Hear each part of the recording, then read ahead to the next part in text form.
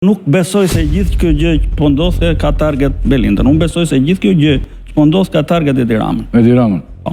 Pse? Nuk ka marrë asnjë uri nga Shtetet e Bashkuara. Ka që fuqi që Gazetari Ferdinand Dervishi e lidh pezullimin nga detyrat e zëvendës kryeministres Belinda Balluku si goditje të Shteteve të Bashkuara të Amerikës ndaj Edi Ramës. Kjo që po ndodh ka target Edi Ramën dhe jo Belinda Ballukun. Spak ka FBI-n brenda, tha gazetari. I ftuar në MCN TV, Dervishi bëri një kronologji të qëndrimit amerikan me Ramën pas zgjedhjeve të 11 majit.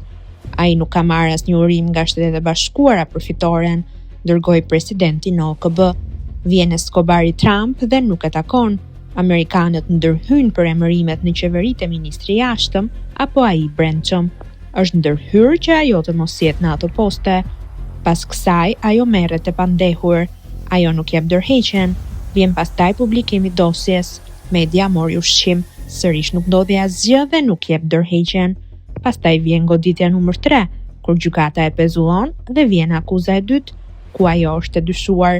Belinda Balluku mund të jetë ai vendi ku ata e godasin me lehtë Edi Ramën, tha gazetari.